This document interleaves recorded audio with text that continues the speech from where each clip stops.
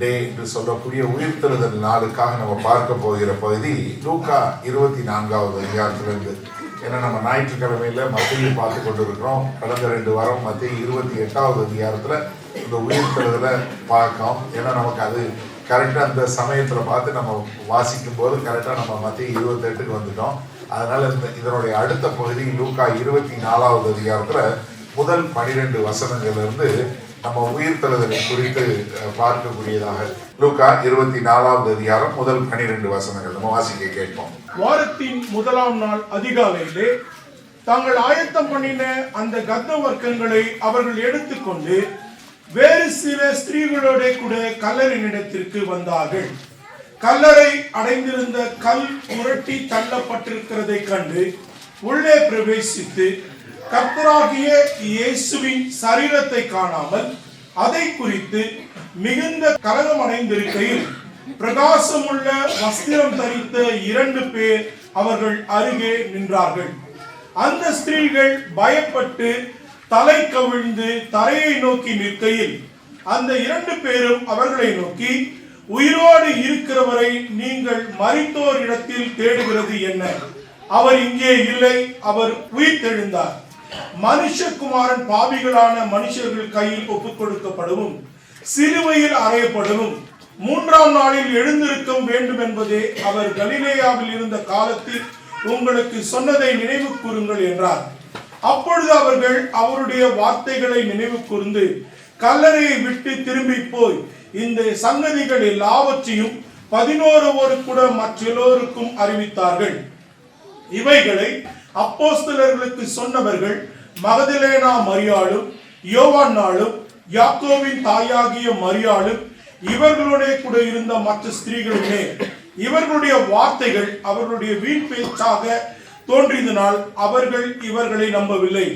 பேதுருவோ எழுந்திருந்து கல்லறையினிடத்திற்கு ஓடி அதற்குள்ளே குனிந்து பார்க்கையில் சீலைகளை தனிப்பட வைத்திருக்க கண்டு சம்பவித்ததை குறித்து தன்னில் ஆச்சரியப்பட்டு கொண்டு போனார். ஆமென். அதாவது கர்த்தராகிய இயேசு கிறிஸ்துவனுடைய உயிர்த்தெழுதல் ஒரு சரித்திரம் மாத்திரம் அல்ல.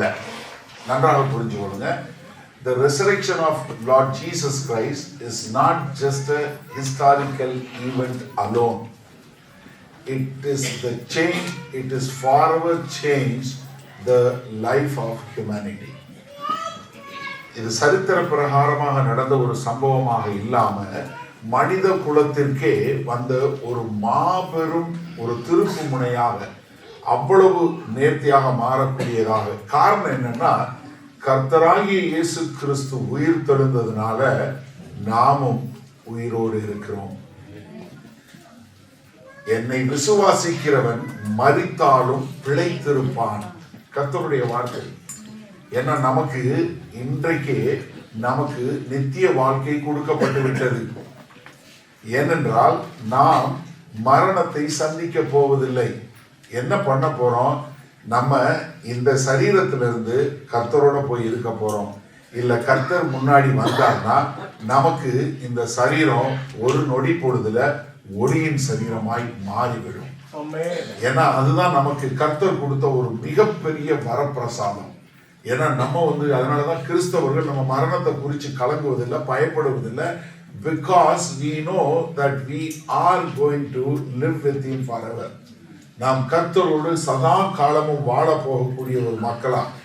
அதனாலதான் அந்த தேவதூதர்களுக்கு கேட்கும்போது கேட்கிறாங்க, மரித்தவர்கள் மத்தியில உயிரோடு இருக்கிறவரை நீங்கள் ஏன் தேடுகிறீர்கள்? Why are you looking for the one among the dead? Because he is risen. அவர் உயிரோடு எழும்பி விட்டார். அதனால நீங்க மரித்தவர்களோடு தேடாதீங்க. கர்த்தராகிய இயேசு கிறிஸ்து பூமியில இருக்கும்போது ஒரு நாயின் விதவையினுடைய வீட்டுல போகும்போது அந்த பிள்ளை மரித்து போயிருக்கிறார். ஆண்டவர் அங்க என்ன சொல்றாரு? The girl is sleeping. அவள் நித்திரையாய் இருக்கிறாள். ஆனால் லூக்கா 15வது அதிகாரத்துல தகப்பனை விட்டு பிரிந்து போன மகன், அந்த கெட்ட குமாரன் என்று சொல்லக்கூடிய இளைய மகன், அவன் திரும்பி வரும்போது சொல்றாரு, இவனோ மரித்திருந்தான், இப்போது பிழைத்திருக்கிறான். அப்போ மரணம் என்பது தேவனை விட்டு பிரிந்திருப்பது தான் மரணம். Death is not you leaving from this body. Death is separation from God. அதுதான் டெத். அதனாலதான் நம்ம கர்த்தராகிய இயேசு கிறிஸ்துவை ஏற்றுக்கொண்டோம். அவருடைய ஜீவனை நாம் பெற்றுக்கொண்டதுனால நமக்கு என்ன, அவர் இங்க கல்லறையில இல்ல, அதே மாதிரி நாமும் கல்லறையில இருக்க போறதில்ல. ஏன்னா இந்த சரீரம் நமக்கு தெரியும், இது temporary. This is not our permanent home. நம்ம இந்த பூமியில இருக்கும்போது நம்ம இந்த சரீரத்துல இருக்கிறோம். ஆனா நம்ம ஒரு நித்திய ஒரு ஒளியின் சரீரம், the incorruptible body என்று சொல்லக்கூடிய அழிவில்லாத ஒளியின் சரீரம் நமக்கு கொடுக்கப்படும். ஒருவேளை நம்ம மரித்து போய்விட்டோம் என்றால், இந்த பாடியை விட்டு போயிட்டோம்னா நம்ம தேவனோட அடுத்த நிமிஷத்துல இருப்போம். அதனாலதான் அப்போஸ்தலனாகிய பவுல் பிலிப்பியருக்கு எழுதும்போது 1வது அதிகாரத்துல சொல்றாரு, எனக்கு 2 விதமான போராட்டம் இருக்கு. ஒண்ணு உங்களோட இருக்கிறதா, இல்ல நான் தேவன்கிட்ட போறதா. ஏன்னா நான் இங்க மூச்சு விட்டேன்னா அடுத்த நிமிஷம் எங்க இருப்பேன், நான் தேவனோடு இருப்பேன். அப்ப என்னன்னா நம்ம அவர் ஜீவனோட இருப்பதனால நாமும் அவரோடு கூட ஜீவனோடு இருக்கிறோம். அதனாலதான் கல்வாரி அங்க போகும்போது கல் தள்ளப்பட்டு இருக்கிறது. அங்கே we can see the empty tomb. என்ன, காலி கல்லறை. கிறிஸ்தவத்துல நீங்க பார்க்கும்போது நம்ம ஒரு இடத்துல மட்டும்தான், நமக்கு மட்டும்தான் கல்லறை காலியா இருக்கு. மீதி எல்லா மதத்திலையும் கல்லறைக்குள்ள கூடு இருக்கு. நம்ம தான் காலி கல்லறை. ஏன்னா நம்முடைய தேவன் ஒருவர் தான் உயிர் தெழுந்த தேவன். அதனால நம்ம என்ன பார்க்கிறோம்னா, கர்த்தராகிய இயேசு கிறிஸ்து மரணத்தை ஜெயித்தவராய் இருந்தார். நம்ம யோவான் 11வது அதிகாரத்துல பார்க்கிறோம், லாசரு மரித்து போய் 4 நாட்களுக்கு பின்பாக அங்க கர்த்தர் வரும்போது, ஏன்னா யூதகுல மக்கள் என்ன நினைச்சாங்க, 3 நாள் அளவும் அங்க ஆவி சுத்தி கொண்டு இருக்கும், 4வது நாள் அங்க இருக்க வாய்ப்பு இல்லை அப்படின்னு சொல்லக்கூடிய காரியத்தில் இருக்கும்போது, அங்க கர்த்தராகிய இயேசு கிறிஸ்து 4வது நாள் அங்க சொல்லும் போது கல்லறைக்கு வெளியே இருந்து என்ன சொன்னாரு, லாசருவே வெளியே வா அப்படின்னு கூப்பிட்டாரு. பிரச்சனை என்ன, லாசரு ஏற்கனவே மரிச்சு போயிட்டான். செத்தவனுக்கு காது கேட்குமா? கேட்காது. அதனாலதான் நம்ம இதுல என்னன்னாலும் ஃபியூனரல் வீட்டுக்கு போனா நம்ம எல்லாருமே அடிச்சு விடுறது. எப்படி, அவர் ரொம்ப அராவத்தா வாழ்ந்து செத்துருப்பான், உன் மனைவி ஒழுங்காவே பார்த்துருக்க மாட்டான், இல்ல தண்ணி அடிச்சு வீணா போனவனா இருப்பான். அங்கேயும் போய் என்ன சொல்லுவாங்க, இவர் ரொம்ப நல்லவர், இவர் ரொம்ப அருமையான வாழ்க்கை வாழ்ந்தாரு, கர்த்தர் இவரோட இருந்தாரு. இல்ல, நமக்கு தெரியும். ஏன்னா அவருக்கு அந்த புகழ்ச்சியும் தெரியாது, ஒண்ணும் தெரியாது. அவரை நீங்க திட்டினாலும் அவரு கேட்காது. அதனாலதான் நம்ம சுயத்துக்கு மறித்து கர்த்தருக்கு அப்ப என்னன்னா, மனிதனுடைய லிமிட் என்று சொல்லக்கூடிய நம்முடைய எல்லைகளை எல்லாம் மாற்றக்கூடிய ஒரு காரியம்தான் கர்த்தராகிய இயேசு கிறிஸ்துவனுடைய உயிர் தருதல். அப்ப என்னன்னா நம்ம பார்க்கும்போது என்னென்னலாம் நம்முடைய லிமிடேஷன்ஸ் இருக்கோ, நம்முடைய முடியாது என்று சொல்லக்கூடிய இருக்கோ, அதை எல்லாம் மாற்றியது கர்த்தராகிய இயேசு கிறிஸ்துவனுடைய உயிர் தருதல் என்று சொல்லக்கூடியதாக. இன்றைக்கு நீங்க என்ன ஒரு லிமிடேஷன்ஸ்ல இருந்தாலும் சரி, என்னால இது செய்ய முடியல, இது இருக்கு அது இருக்குன்னு சொல்லக்கூடிய மக்களா இருந்தாலும் சரி, God can do anything and everything beyond our human limitations.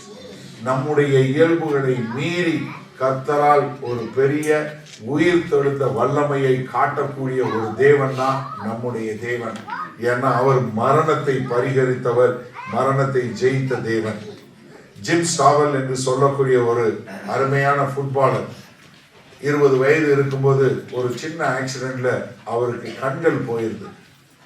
அவருடைய வாழ்க்கையே ஒரு பயங்கரமான ஒரு இது. அவருக்கு என்ன ஒரு ரேர் கண்டிஷன் வருது. அதனால அவரோட பார்க்க முடியாம போகும்போதும் அவரால் நான் இனி எப்படி என்னோட வாழ்க்கையை வாழ முடியும், எப்படி இது பண்ண முடியும் அப்படின்னு சொல்லும்போது he remembered the resurrection of Lord Jesus Christ.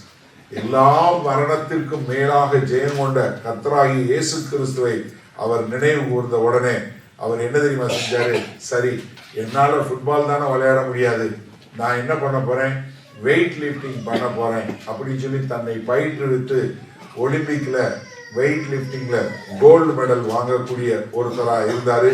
அது மாத்திரமல்ல, கடைசியில் அவர் ஒரு இன்வெஸ்ட்மெண்ட் பேங்கரா இருந்து நேரேட்டிவ் டெலிவிஷன் நெட்வொர்க்னு ஒரு கம்பெனி ஆரம்பிச்சு அவர் பெரிய அநேகருக்கு ஒரு இன்ஸ்பிரேஷனா அவர் கடைசியில் த அல்டிமேட் கிஃப்ட் என்று சொல்லக்கூடிய ஒரு பெரிய புஸ்தகத்தை எழுதி அதன் மூலமாய் அநேகரை உன்கிட்ட என்ன இருந்தாலும் சரி இல்லாட்டியும் சரி தேவனோடு வாழும்போது நீ ஒரு எல்லா தடைகளையும் மீறி காரியங்களை செய்ய முடியும். ஏன்னா உயிர் தெழுந்த வல்லமை நாம் ஒவ்வொருவருக்குள்ளும் உண்டு, எல்லா தடைகளையும் நம்மளால ஜெயிக்க முடியும் காட்டினார். அப்ப எனக்கு அருமையானவர்களே, கர்த்தராகிய இயேசு கிறிஸ்துவுடைய உயிர் தெழுதல் மரணம் என்கிற தடையை மீறி நமக்கு என்ன பண்ணுது, நான் அந்த தடைகளை அகற்றக்கூடியதாக. அப்படி தடைகளை அகற்றுவது, இந்த resurrection also gives us a new life, ஒரு புதிய ஜீவனை கொடுக்கக்கூடிய ஒரு காரியம். ரோமர் 6வது அதிகாரத்துக்கு பாருங்க. ரோமர் 6வது அதிகாரத்துல 4 to 11 வரை உள்ள வசனங்கள் பாருங்க. மேலும் பிதாவின் மகிமையினாலே கிறிஸ்து மரித்தோரிலிருந்து எழுப்பப்பட்டது போல, அவர் எப்படி கிறிஸ்து மரித்தோரிலிருந்து எழுப்பப்பட்டது போல நாமும் புதிதான ஜீவனுள்ளவர்களாய் நடந்து கொள்ளும்படி அவருடைய மரணத்திற்குள்ளும் ஞானஸ்தானத்தினாலே கிறிஸ்துவுடனே கூட அடக்கம் பண்ணப்பட்டோம். ஆதலால் அவருடைய மரணத்தின் சாயலில் நாம் இணைக்கப்பட்டவர்களானால் அவர் உயிர்த்தெழுதலின் சாயலிலும் இணைக்கப்பட்டிருப்போம். அல்லேலூயா. ஏன்னா இப்ப இது ஃபியூச்சர்ல நடக்கிறது இல்ல, இப்பவே அவருடைய உயிர் தெழுதல்ல நாம் இணைக்கப்பட்டிருப்போம். ஏன்னா என்னன்னா இது எதிர்காலத்தில் நடப்பது மாத்திரம் இல்ல. ஏன்னா நம்ம எப்ப ஞானஸ்தானம் எடுத்தோமோ அப்பொழுதே அவருடைய மரணத்தின் சாயலுக்கு ஒப்பாக இணைக்கப்பட்டோம். இப்போ நம்ம எப்படி வாழ்றோம், அவருடைய உயிர் தெழுதலின் சாயலுக்கு ஒப்பாக வாழக்கூடிய மக்களா. இது எதிர்காலத்துக்கு மாத்திரமல்ல, இந்த it is a new life, is a present reality in our life. இப்ப நம்ம வாழுகிற வாழ்க்கை அந்த உயிர் தெழுந்த தேவனை நாம் அவருடைய சாயலுக்கு ஒப்பாக. ஏன்னா நம்ம நம்முடைய பாவம், நம்முடைய மரணம் எல்லாவற்றையும் ஜெயிக்கக்கூடிய ஒரு காரியம். அப்ப என்ன, பழைய மனிதன், தொடர்ந்து வாசிங்க. நான் இனி பாவத்துக்கு ஊழியம் செய்யாதபடிக்கு பாவ சரீரம் ஒழிந்து போகும் பொருட்டாக நம்முடைய பழைய மனுஷன் அவரோட கூட சிலுவையில் அறையப்பட்டதென்று அறிந்திருக்கிறோம். அல்லேலூயா. என்னன்னா your old self has been crucified with Jesus Christ. Amen. உங்களுடைய பழைய வாழ்க்கை என்ன பண்ணப்பட்டது, இயேசு கிறிஸ்துவோடு சிலுவையில் அறையப்பட்டு விட்டது. You are no longer living your old life. ஏன்னா நான் if I am living a new life in Jesus Christ, because my old life has been crucified with Christ on the cross. அவருடைய மரணத்தின் சாயலுக்கு ஒப்பாக என்னுடைய பழைய வாழ்க்கை சிலுவையில் அறையப்பட்டு விட்டது. அதனால நான் இப்ப ஜீவிக்கிறது, நான் ஒரு புதிய மனுஷனாக ஜீவிக்கிறேன். அதனாலதான் பாவத்துக்கு செத்தவனாக கிறிஸ்துவுக்கென்று வாழுகிறவனாக வாழக்கூடிய ஒரு வாழ்க்கை. அப்ப என்ன, இயேசு கிறிஸ்துவோடு கூட நான் மரணம் அடைஞ்சேன், அவரோட கூட நான் உயிர் தெழுதேன் அப்படின்னு சொல்லும் போது எனக்கு அடையாளம் யாரு, நான் ஒரு கிறிஸ்தவன் என்கிற ஒரு அடையாளம். ஏன்னா நான் கிறிஸ்துவோடு இணைக்கப்பட்டிருக்கிறேன். இவர் தூரமா இருக்கிற தேவன் இல்ல, எனக்குள்ள இருக்கக்கூடிய தேவன். நான் அவரோட இணைக்கப்பட்டிருக்கிறேன். பாவம் என்னை மேற்கொள்ளாது. I no longer serve sin. நான் பாவத்திற்கு அடிமை இல்லை, நான் பரிசுத்தத்திற்கு அடிமை. அதுதான் ஒரு ரியாலிட்டி ஆஃப் லைஃப். என்ன, that is death has broken everything. எல்லா பாவ கட்டுகள் எல்லாம் முடிஞ்சு போயிருது. அப்ப என்ன, என்னுடைய அடையாளம் ஒரு கிறிஸ்தவன் என்கிற அடையாளத்துக்குள்ள வருது. அப்ப கிறிஸ்தவன்ற ஒரு அடையாளம் வரும்போது எனக்கு ஒரு நியூ பர்பஸ். ஏன்னா ஒரு புது new identity gives me the new purpose. நல்லா தெரிஞ்சு கொள்ளுங்க. நம்ம இந்த கேம்ப் முழுவதும் பார்க்கறது என்ன, முதல்ல என்ன பார்த்தோம், I have a purpose. பழைய மனுஷனுக்கு இருந்த பர்பஸ் வேற, புது மனுஷனுக்கு இருக்கிற பர்பஸ் வேற. The old man had a different ambition. நான் பெரிய ஆளா வரணும், நான் அதை செய்யணும் இதை செய்யணும் அப்படிங்கிற ஒரு ஆம்பிஷன். நான் என் பிசினஸை பெருசா பண்ணணும், நான் என் வேலையில பெருசா வரணும், நான் வீடு பெருசா வாங்கணும், நான் கார் பெருசா வாங்கணும், நான் இதை செய்யணும் அதை செய்யணும். Maybe you had a different kind of ambition, but now you have got a new identity. இப்போ ஒரு புதிய அடையாளம் என்ன? நான் கிறிஸ்துவுக்கென்று வாழுகிறேன். அப்ப நான் கிறிஸ்துவுக்கென்று வாழுகிறேன்னா, நான் என்னை என்னதுல வச்சிருந்தாலும் சரி, என்னை பிசினஸ் வச்சிருக்கிறாரா, அதை கொண்டு நான் எப்படி கிறிஸ்துவுடைய நாம மகிமைப்பட முடியும்? என்னை வேலையில வச்சிருக்கிறாரா, எப்படி கிறிஸ்துவுடைய நாம மகிமைப்பட முடியும்? எனக்கு ப்ரொமோஷன் கொடுக்கிறாரா, அதை கொண்டு கிறிஸ்துவுடைய நாம எப்படி மகிமைப்பட முடியும்? எனக்கு வாகனம் கொடுத்திருக்கிறாரா, how can I use my car to glorify God? நான் எப்படி how can I serve God என்று சொல்லக்கூடிய ஒரு புதிய ஐடென்டிட்டி. நீங்க யோசிச்சு பாருங்க, லாசரு உயிரோடு எழுப்பி கொண்டு வந்தார்ல 4 நாளுக்கு அப்புறம். இப்போ எப்படி, just imagine, okay children, listen to this and answer me. Just for a moment you think, if you were Lazarus and you were dead and you have come back after 4 days, how would you live your life? The thing, your life is so temporary. The near death experience போயிட்டு வர்றாங்கல்ல, பெரும்பாலும் இந்த heart attack வந்து உள்ள போயிட்டு வர்றவங்க பாருங்களேன், அவங்க வாழ்க்கை கம்ப்ளீட்டா மாறிடும். ஏன்னா என் life is nothing, I am going to go, now I can't live for myself because I have got a new purpose. If God only held for a moment, I would have been gone. God had given me graciously my life back. So how can I make it count? கிறிஸ்து எனக்குள்ள இருக்கிறதுனால எனக்கு என்ன வரும்? I can do all things through Christ who strengthens me. என்னை பலப்படுத்துகிற கிறிஸ்துவினாலே எல்லாம் செய்ய முடியும். ஏன்னா உயிர்த்தெழுந்த கிறிஸ்து எனக்குள்ள இருக்கிறார். பிள்ளைங்க அருமையா பாடுனீங்களே, உயிர் தெழுந்தாரே, கிறிஸ்து உயிர் தெழுந்தாரே. ஏன்? மரணத்தை அபகரித்தார், மரணத்தை ஜெயித்தார். அதனால எனக்கு பயம் இல்லை. அப்ப நான் என்னோட பர்பஸ் மாறுது, என்னோட ஐடென்டிட்டி புது ஐடென்டிட்டி, என்னோட புது பர்பஸ். இப்ப எனக்கு வந்து என்ன வருது? ஒரு புது வல்லமை வருது. ஆனா என்ன தெரியுமா? நான் ஏற்கனவே ஜெயித்து விட்டேன் என்கிற ஒரு பொசிஷன்ல ஐ அம் தேர். I have already won the victory. It's not that I am striving to get victory. அதாவது ஒரு ஓட்டப்பந்தயம் ஓடி நான் ஜெயிக்கணுங்கிறது கிடையாது. ஏற்கனவே நான் ஜெயித்துட்டேன். I am success. I have already got the victory because I got the crown of life. நித்திய ஜீவன் எனக்கு கொடுக்கப்பட்டுச்சு. அதனால நான் என்ன பண்ண போறதில்ல, நான் இனிமேல் பண்ணணும், அதை செய்யணும், அதை செய்யணும்னு சொல்லக்கூடியதா. அப்ப எனக்கு அருமையானவர்களே, இந்த கேம்புக்கு முன்னாடி நீங்க எப்படி இருந்தீங்களோ அதே மாதிரி இந்த கேம்புக்கு அப்புறம் இருக்கக்கூடாது. You cannot. You should not.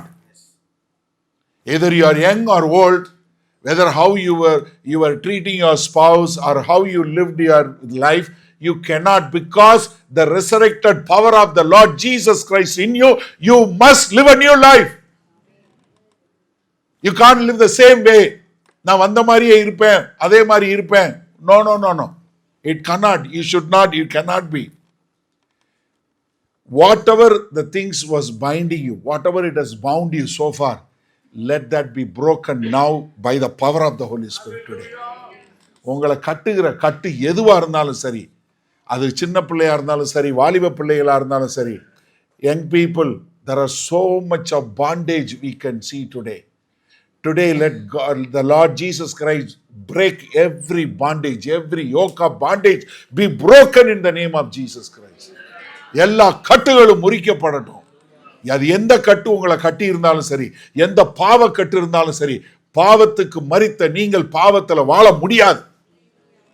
Because you got a new identity, because you got a new power, because you got a new purpose. John நியூட்டனை பற்றி உங்களுக்கு தெரியும், அமேசிங் கிரேஸ் சாங் உங்களுக்கு தெரியும். அவரை மாதிரி வாயை திறந்த கெட்ட வார்த்தை பேசுகிற ஆள் கிடையாது. எப்படி? தூஷண வார்த்தை கொஞ்சம் நெஞ்சல்ல, அவ்வளோ மோசமாக பேசக்கூடிய ஆள் John Newton. He was a slave trader. ஆனால் அவர் ஒரு ஸ்டாமில் மாட்டினார். நம்ம நேற்று ஸ்டாம்ப் பார்த்தோம் இல்லையா, மறக்கவே முடியாது கேம்ப்ல. அத மாதிரி ஒரு ஸ்டாம்ப்ல மாட்டி அவர் சாக போறேன்னு நினைச்சாரு. சொன்னல ஹார்ட் அட்டாக் வர மாதிரி, he was in a got stuck in a such a big storm. He thought he is going to die. That's when on that ship he accepted the Lord Jesus Christ. He changed, his life has got changed. He has never been the same again. என்ன purpose தெரியுமா? New identity வந்தது. John Newton, he got a new identity. You know, he got a new purpose. He was buying and selling slaves. He said, no longer, I treat them as a human. Because every one of us are created in the image of Jesus Christ. எல்லாம் தேவனால் படைக்கப்பட்ட, தேவ சாயலில் படைக்கப்பட்டவர்கள். நான் அவர்களை எப்படி அடிமையாக விற்க முடியும்? He changed, his purpose is changed. என்ன, இதுவரைக்கும் அடிமையை வித்துக்கிட்டு இருந்த, அடிமைகளா வித்துக்கிட்டு இருந்தவர், இனிமேல் நான் மனுஷனா நடத்துவேன், யாரையும் அடிமைகளா விற்க விட மாட்டேன்னு சொல்லி அவர் he joined hands with William Wilberforce. நம்ம அதை பத்தி சொல்லி கொடுத்தோம். William Wilberforce is the one who brought the abolition of slavery in the British Parliament. அவர் கூட சேர்ந்து he worked his rest of his life to abolish slave trade. எப்படி ஒரு அடிமைகளை வாங்கி விற்கிறவனா இருந்தவன் கர்த்தராகிய இயேசு கிறிஸ்துவை சந்தித்த உடனே அவன் வாழ்க்கை மாறி எதை செய்துட்டு இருந்தானோ அது எவ்வளவு பெரிய பாவம் சொல்லி அதையே மாற்றி அதை முழுமையாக அழிப்பதற்காக மாறினது. இதுதான் ரெசரக்டட் பவர் ஆஃப் ஜீசஸ் கிரைஸ்டோட லைஃப். எனக்கு அருமையானவர்கள், நீங்க இது வரைக்கும் எந்த இதுல இருந்தீங்களோ, என்ன மாதிரி இருந்தீங்களோ, let God give you a new purpose, a new identity, new purpose, new strength, new power, so that your life can be turned around and you can stand as a testimony for Lord Jesus Christ. என்ன முதல்ல உங்களுக்கு ஒரு புதிய ஒரு பெரிய ஒரு காரியத்தை கர்த்தர் கொடுக்கக்கூடிய ஒரு காரியம். மூன்றாவதாக, the resurrected Lord Jesus Christ is with us and he stands with us. ஏன்னா நான் என்னுடைய பழைய வாழ்க்கை முடிஞ்சு போச்சு, நான் ஒரு புது வாழ்க்கை வாழ்கிறேன். ஆனால் அவர் என் கூட இருந்து செயல்படக்கூடிய ஒரு காரியம். Turn with me to revelation. எல்லாரும் வெளிப்படுத்தின விசேஷம் 1வது அதிகாரத்துக்கு வாங்க. அதில் 12வது வசனத்துல இருந்து பாருங்க. அப்பொழுது பார்க்க திரும்பினேன். யாரு இது? அப்போஸ்தலனாகிய யோவான் எழுதுறாரு. யோவான் எதுக்கு எழுதுறாரு? அவர் இயேசு கிறிஸ்துவனுடைய சாட்சியின் நிமித்தம் he was exiled in island of Patmos. பத்மு தீவு என்று சொல்லக்கூடிய பிரிசனர்ஸ் எல்லாம் போடக்கூடிய ஒரு தீவுல கொண்டு போய் போட்டாங்க. இவர் இங்க இருந்து சாகட்டும்னு போட்டாங்க. அங்க அவர் கர்த்தரை பார்க்கிறாரு. அங்க ஒரு சத்தம் கேக்குது. திரும்பின பொழுது 7 பொன் குத்து விளக்குகளையும் அந்த 7 குத்து விளக்கின் மத்தியிலே நிலையங்கி தரித்து மார்பருகே கொற்கச்சை கட்டியிருந்த மனுஷகுமாரனுக்கு ஒப்பானவரை கண்டேன். அவருடைய சிரசும் மயிரும் வெண்பஞ்சை போல உறைந்த மழை போலவும். இந்த மனுஷகுமாரன் எங்க இருக்கிறாரு? 7 குத்து விளக்குகளின் மத்தியில். இந்த 7 குத்து விளக்கு என்ன? 7 சபைகள். 7 சபைகளுக்கு மத்தியில கர்த்தர் உலாவி கொண்டிருக்கிறார். இன்றைக்கும் சபையில கர்த்தர் உலாவி கொண்டிருக்கிறார். உயிர்த்தெழுந்த கிறிஸ்து இன்றைக்கும் இந்த சபையில உலாவி கொண்டிருக்கிறார். இது அவருடைய சபை, அவருக்கு சொந்தமான சபை. இங்கேயும் கர்த்தர் உலாவி கொண்டிருக்கிறார். அவருடைய கண்கள் எப்படி இருந்துச்சு? வாசிங்க. இருந்தது. அக்னி ஜுவாலையை போல இருந்தது.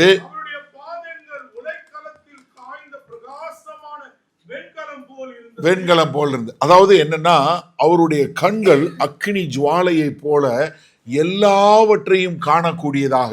நம்ம வெளிப்படுத்தின விசேஷம் 2வது அதிகாரம் 3வது அதிகாரத்துல பார்க்கிறோம். ஒவ்வொரு சபையில என்ன நடக்குது, யாரு என்ன பண்றாங்கிறத மிக தெளிவாக காணக்கூடியவராய் he sees everything in the church. Hello, இயேசு கிறிஸ்து தன்னுடைய சபையில என்ன நடக்குது என்று சும்மா உலாவரவர் இல்ல, அவர் காணக்கூடியவராய் இருக்கிறார். நம்முடைய வலிகள், நம்முடைய வேதனை, நம்முடைய பாடுகள், நம்முடைய போராட்டங்கள், நம்முடைய நிந்தைகள், நம்ம இருக்கக்கூடிய அடிக்ஷன்ஸ், இது எல்லாவற்றையும் அவர் காணக்கூடியவராய் இருக்கிறார். அதுக்கு மத்தியில உலாவக்கூடியவராய் இருக்கிறார். அவருடைய சத்தம் எப்படி இருந்தது? ஜலப்பிரவாகம் போல, பெரிய சத்தமாக. அப்ப என்ன? அவருடைய சத்தம் கேட்கும்போது மலைகள் உருகக்கூடியது. அந்த சத்தம் எப்படி? ஜீவனை உருவாக்கக்கூடியது, வல்லமையுள்ள சத்தம். அதனாலதான் மரித்து போயிருந்த லாசருவை 4 நாள் கழிச்சு லாசருன்னு கூப்பிட்டாலும் செத்தவனுக்கும் அவருடைய சத்தம் கேட்கும். பாவத்துல செத்தவனாய் இருந்தாலும் கர்த்தருடைய சத்தம் கேட்கக்கூடியதாக. அப்ப அவர் என்ன சொல்றாரு? யோவானை பார்த்து என்ன சொல்றாரு பாருங்க, வாசிங்க. தமது வலது கரத்திலே 7 நட்சத்திரங்களை ஏந்தி கொண்டிருந்தார். வாயிலிருந்து இருபுறமும் கற்புள்ள பட்டயம் புறப்பட்டது. அவருடைய முகம் வல்லமையாய் பிரகாசிக்கிற சூரியனைப் போல இருந்தது. நான் அவரை கண்டபோது செத்தவனைப் போல அவருடைய பாதத்தில் விழுந்தேன். இப்ப யோவான் செத்தவனை போல பாதத்துல விழுந்த உடனே ஆண்டவர் என்ன சொல்றாரு பாருங்க. தமது வலது கரத்தை என் மேல் வைத்து, எவ்வளவு ஒரு அருமையான தேவன் பாருங்களேன். வலது கரத்துல மேல வைத்து அவனை வளர்த்து, பயப்படாதே. மொத வார்த்தை என்ன சொல்றாரு? பயப்படாதே. எனக்கு அருமையானவர்களே, நீங்க கர்த்தருடைய சன்னிதானத்துல வருவதற்கு பயப்பட தேவையில்லை. ஏன்னா பழைய ஏற்பாட்டுல, பழைய உடன்படிக்கையில எல்லாரும் என்ன பண்ணாங்க? பயந்தாங்க. தேவனுடைய பார்த்தேன், தேவனுடைய பிரசன்னத்துல வந்தேன்னா ஐயையோ அதமானேன், ஐயையோ அதமானேன் அப்படின்னு சொல்லி பயந்தாங்க. ஆனா புதிய ஏற்பாடுல அப்படி இல்லை. தேவன் என்ன சொல்றாரு? தூக்கி பயப்படாத. யாரு? நான் தான் முந்தினவரும், ஐ ஆம் த ஆல்பா அண்ட் தி ஒமேகா. நான் தான் ஃபர்ஸ்ட், நான் தான் லாஸ்ட், எல்லாமே நான் தான். அப்ப என்ன? சர்வமும் எனக்கு தான் அப்படின்னு சொல்லக்கூடியதா சொல்லிட்டு என்ன சொல்றாரு? முந்தினவரும் பிந்தினவருமான நான் சொல்றேன். என்ன சொல்றாரு? என்ன? நான் உயிருள்ளவருமாய் இருக்கிறேன். அதாவது மரித்த இயேசுவை பார்த்த யோவான், அதற்கு பின்பாக உயிர் தெழுந்த இயேசுவை பார்த்த யோவான், இப்பொழுது யோவான்ட்ட என்ன சொல்றார் ஆண்டவர்? நான் உயிரோடு இருக்கிறேன், நான் உயிர் தெழுந்தவனுமாய் இருக்கிறேன் அப்படின்னு சொல்லிட்டு மரித்தேன். அல்லேலூயா. அவர் எப்போ ஒரு தடவை மட்டும் இல்லைங்க, சதா காலமும் ஜீவிக்கிற தேவன். I am the one who lives forever. எப்பொழுதும் இருக்கக்கூடிய தேவன். I live forever. நான் மரணத்திற்கும் பாதாளத்திற்கும் உரிய திறவுகோல்களை உடையவராய் இருக்கிறேன். அல்லேலூயா. நாம் எல்லாருடைய மரணம், பாதாளம் எல்லாத்துக்கும் திறவுகோல், சாவி யார்கிட்ட இருக்கு? இயேசுகிட்ட. அதனால நம்ம பயப்படவே தேவையில்லை. நீங்க நல்லா தெரிஞ்சு கொள்ளுங்க, நீங்க ஒன்றும் தனியா உயிரோடு எழும்பல, இயேசு கிறிஸ்துவோடு உயிரோடு எழுந்திருக்கீங்க. இயேசுக்கு உயிரோடு எழுந்த இயேசு கிறிஸ்து உங்களோட இருக்கிறாரு. அவர் சொல்றாரு, எப்பா நான் தான் முதல்ல, நான் தான் கடைசி, ஐ ஆம் த ஃபர்ஸ்ட், ஐ ஆம் த லாஸ்ட், நான் எப்பவும் உன் கூட இருக்கிறேன், எல்லா அதிகாரமும் என் கையில் இருக்கு என்று சொல்லக்கூடிய ஒரு காரியத்தை சொல்றாரு. அப்போ என்ன? தேவன் நம்மளோடு கூட இருக்கக்கூடியவராய். யோவான் அன்னைக்கு பயத்தில் இருக்கும்போது யோவான் கூட அவர் கூட இருந்தார். அவர் சொல்றாரு, நான் உன் கூட இருக்கிறேன் என்று சொல்லக்கூடியதா. அப்போ கர்த்தர் கூட நம்ம கூட இருக்கும்போது நமக்கு ஒரு புது அடையாளமோ, ஒரு புது நோக்கமோ, ஒரு புது வல்லமையும் வரும்போது நம்ம அதே மாதிரி வாழ முடியாது. பட் என்னன்னா, நம்முடைய வாழ்க்கை என்ன பண்ணுன்னா, it will change the way we live, it will change the world we live in. அதனால தான் இந்த அப்போஸ்தலரை பார்த்து என்ன சொன்னாங்க? உலகத்தை கலக்குகிறவர்கள் இங்கும் வந்து விட்டார்கள். Young people, listen to this very carefully. You may feel you are inadequate. You may feel that you don't have all the resources I want. I want to do something. I don't have the resource and everything. Let me tell you the story of William Booth. William Booth is from London. William Booth is from London. He lived in such a poverty-stricken life. அவர் ஒரு ஏழ்மையான ஒரு சூழ்நிலையில தான் வாழ்ந்தார். ஆனா அவருக்கு என்ன தெரியுமா இருந்துச்சு? பஞ்சத்துல கஷ்டப்படுற போராடக்கூடிய மக்களுக்கு ஏதாவது செய்யணுங்கிற ஒரு எண்ணம் வந்துச்சு. எப்ப? அவர் கிறிஸ்துவை சந்தித்த போது. He saw the resurrection Lord Jesus Christ. He read this Revelation chapter 1. When he studied this, he said, Jesus is walking with me. He can see everything and he lives with me and he has got the power for everything and he is the beginning, he is the end. So I am going to live for him. He said, I am going to do something. என்ன பண்ணாரு? எல்லாரும் சொசைட்டியில சாப்பாடு இல்லாம கஷ்டப்படுற அனாதை, ஏழை, இப்படி அக்கிரமம் பண்றவங்களை விட்டு ஒதுங்கக்கூடியவங்களா இருக்கும்போது he started salvation army. He is not a rich person. He was not a very aristocratic family. Children, listen. God has brought you to this country. Your parents have come for a purpose. You are here with a purpose. You may feel that you are not identified with us. You may not feel that you are identified with the others also. Because உங்களோட operating system is not like us. Seriously. Because நாங்க ஏதாவது சொன்னா ஐநோன்னு சொல்லிட்டு போயிடுறீங்க. இல்ல நாங்க ஏதாவது சொன்னா you don't know ட்டு போயிடுறீங்க. ஏதாவது பேசினா, yeah, you studied in India, you don't know what is the problem here. You have got the society has twisted and crooked everything. We call it beauty. You say sick, man. நம்மகிட்ட sick அப்படின்னா ஐயோ பாவம்னு நினைக்கிறோம். நீங்க என்னடானா சிக்னா அது பியூட்டிங்கிறீங்க. நாங்க outstanding சொல்றதை நீங்க வேற மாதிரி சொல்றீங்க. It's there's such a society you are living in. You really think very differently. You don't think like us. We thank God for that differences. But then, unfortunately, you look like us. Because you look like us, the white people also don't accept you. But you think like them. You see, you are in such a big, a place where you are neither with us nor with them. You understand that. We understand that. We empathize with us. But you must understand that you are in a very unique place. You have never been there. We never been there. Because it's a very cultural difference. There is a big cultural difference. But we don't want to miss you. We don't want to outcast you. But at the same time, we don't want to mold you the way we come up also. Let me say this. Children, listen. We don't want you to live like us, but we want you to live for Christ. We want to live you as a Christian.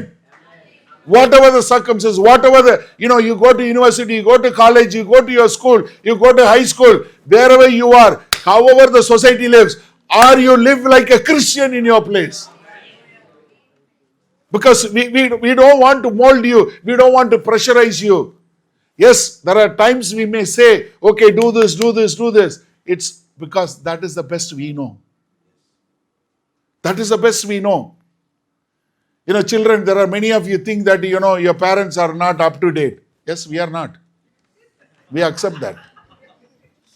Because your language we don't understand.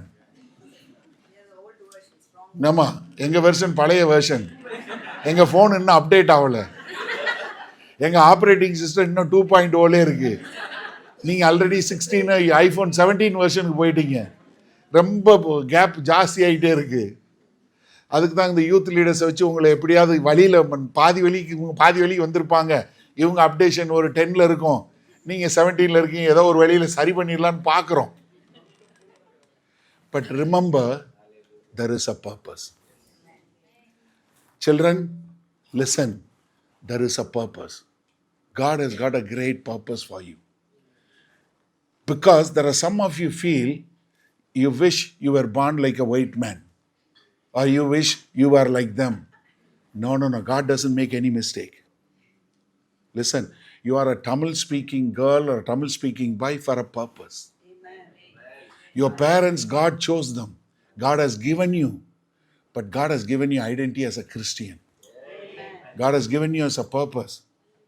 God has given you His resurrected life, and you have to live. We will help you whatever way. There are some mismatch will be there, but then still we are living as best as we can live as a Christian. Same way, we want you to live as a Christian with the resurrected power of Lord Jesus Christ. So you must understand there is a purpose. There is a divine purpose. There is a divine plan that you have been brought, and we are all here together. And we all have to run. If we don't train you, if we don't put you in the right way for you to go ahead and live your life, then we will be a failure in our assignment what God has given. We have a legacy. We have to give it to you.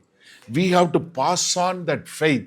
We have to pass on the Christ to you so that you will pass on to your children. You will pass on to the next generation, and you will make an impact on this nation. You will bring a big impact upon this nation. You will change the nation. That is why you are here. It is not for having a good house. It's not for just having a good home. And no. That is side benefit. Don't worry about it. You live in a 3-bedroom house or a 5-bedroom house, you are going to sleep in only one bed. If you are going in a BMW or you are going in a Volkswagen, you are going in a Ford, you are going to reach the same destination. It doesn't matter. But then, how do you live your life? Is there a purpose? You see, whatever the examples I have told you, either is James Towell or William Booth, you see how John Newton, how their life has changed, how they have become impact, how they have become world changes. That is what God wants you. And that is what our prayer is. The same way, let the resurrected power of Jesus Christ impact us also. As we celebrate this year, as we celebrate this resurrection, நல்லா புரிஞ்சுக்கொள்ளுங்க, நம்ம எல்லாரும் எந்த பயமும் இல்லாம, no more fear. பெற்றோர்களே, don't have fear. No fear. Because Jesus has conquered the death. And we have also conquered the death. No shame. Absolutely no shame.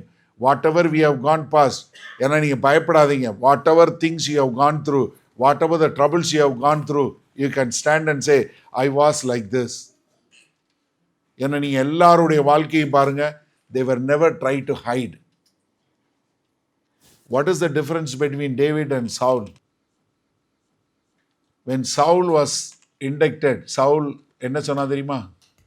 Samuel, சைடில் வா, எல்லாருக்கும் முன்னாடி எதுவும் சொல்லிடாத. ஏன்னா எல்லாருக்கும் முன்னாடி we want to have a clean image, Mr. Clean. ஆனால் உள்ளுக்குள்ளே பூரா அழுக்கு. நம்ம என்ன வெளியே காட்ட விரும்புகிறோம்? மிஸ்டர் கிளீன், மிஸ்ஸஸ் கிளீன் அப்படின்னு. ஆனால் என்னைக்கு you are able to say, I failed, but God அப்படின்னு வந்துச்சுன்னா, then God will get the glory. Then God will get His resurrected power pass through you. நீங்கள் யாராக இருந்தாலும் சரி, உங்களுடைய தப்பிதங்களையோ உங்களுடைய பாவங்களையோ கர்த்தர்கிட்ட சொல்லி, ஆண்டவரே எனக்கு இன்னைக்கு அந்த விடுதலை கொடுங்க. நான் எதை குறித்து வெட்கப்பட போகிறதில்ல, என்னுடைய தோல்வியை குறித்து வெட்கப்பட போகிறதில்ல. இன்றைக்கு அந்த உயிர்த்தெழுந்த கிறிஸ்து எனக்குள் பலமாய் வெளிப்படட்டும். கர்த்தர் இன்னைக்கு அருமையா ஒரு பையன் சொன்னான் இல்லையா, Jeremiah 18:4, the clay in the potter's hand got marred. God is the potter. Israel is the clay. In the God's hand, how can the clay be marred? Sometimes it does. But God reshapes you. Let this resurrection reshape you. இந்த உயிர்த்தெழுதல் உங்களை புதிதாய் உருவாக்கட்டும். கர்த்தருக்கென்று ஒரு வல்லமையுள்ள பாத்திரங்களாய் வாழ்வதற்கு கர்த்தர் அதுக்கு கிருபை பாராட்டட்டும். May the resurrected power of Lord Jesus Christ be with you in each every one of your family. May you live and serve God with a new identity. May you live and fulfill a new purpose in your life. I want you to embrace this. Let the resurrected power of Lord Jesus Christ be seen upon each and every one of you today. And I want to finish with a prayer. மகா கிருபையும் இரக்கம் நிறைந்த எங்கள் அன்பின் தாப்பனே, இதோ இந்த அருமையான உயிர்த்தெழுந்த நாளை கொண்டாடக்கூடிய கிருபை எங்களுக்கு கொடுத்தீங்க. இந்த உயிர்த்தெழுந்ததுனால ஆண்டவரே, நாங்கள் எங்களுடைய பழைய வாழ்க்கை ஒளிந்து போய் ஒரு புதிய அடையாளத்தை எங்களுக்கு கொடுத்துருக்கீங்க ஆண்டவரே. அது மாத்திரமல்ல, இந்த புதிய அடையாளத்தை கொடுத்த எங்கள் தேவன் எங்களோடு கூட இருக்கிறீங்க. You are the Alpha and the Omega. You are the beginning and you are the end, and you are walking among us, O Lord. And you see all our problems, our pains, and all our limitations. I pray in the mighty name of Jesus Christ. Let the resurrected power of Lord Jesus Christ break every bondage, every yoke, every limitations. And I pray that we will live to serve you, live to glorify you. ஆமாண்டவரே, இதை எங்கள் ஒவ்வொருவருடைய குடும்பமும் தனிப்பட்ட முறையிலும் நாங்கள் ஆவிக்குரிய குடும்பமாய், ஒரே குடும்பமாய் உமக்கென்று எழும்பி பிரகாசிக்கிறவர்களாய் அந்த உயிர்த்தெழுந்த வல்லமையை இந்த உலகம் காணும் விதமான வாழ்க்கை வாழ எங்களை முழுமையாய் அர்ப்பணிக்கிறோம். மீட்பரும் இரட்சகருமாகிய இயேசு கிறிஸ்துவின் மூலம் பிதாவே, ஆமென். உங்களில் யாருக்காவது ஜெப தேவைகள் இருக்குமானால் நீங்கள் உங்களுடைய வீடுகளில் உங்கள் கதவை பூட்டி நீங்கள் ஆண்டவரை நோக்கி ஜெபம் பண்ணுங்கள். உங்களுடைய எல்லா விதமான பலவீனங்களை குறித்து தெரிந்து வைத்திருக்கிற தேவன், எப்போதும் ஜீவன் உள்ள தேவன், உங்களுடைய ஜெபங்களை கேட்டு உங்களுக்கு பதில் கொடுப்பார். நீங்கள் வேற ஒரு ஆள்கிட்ட போகணும், வேற ஒருத்தவங்கிட்ட போய் ஜெபத்துக்கு போகணும்னு அவசியம் இல்லை. நீங்கள் ஜெபம் பண்ண ஆண்டவராகிய இயேசு கிறிஸ்துவை ஏற்றுக்கொண்ட எல்லாரும் பிதாவாகிய தேவன்கிட்ட ஜெபம் பண்ணால் அந்த ஜெபத்தை கேட்டு பதில் கொடுக்கக்கூடிய அன்புள்ள பரமபிதா தான் நமக்கு இருக்கிறாரு. அதனால் தைரியமாக நீங்கள் ஜெபம் பண்ணுங்க. அதே சமயத்தில் இன்னொரு காரியமும் நாங்கள் சொல்கிறோம், எங்களுக்காய் ஜெபம் பண்ணுங்க. ஏன்னா வேத வசனத்தில் அதுதான் சொல்லியிருக்கு. நீங்கள் எந்த ஊழியக்காரரையும் ஜெபம் பண்ண போங்கன்னு சொல்லலை, ஆனால் ஊழியக்காரருக்காக ஜெபம் பண்ண சொல்லியிருக்கு. நாங்கள் தைரியமாக தேவனுடைய வார்த்தை இன்னும் அதிகமாக பிரசங்கிக்க எங்களுக்காய் நீங்கள் ஜெபிக்கும்படி கேண்டிக் கொள்கிறேன். ஆமேன்.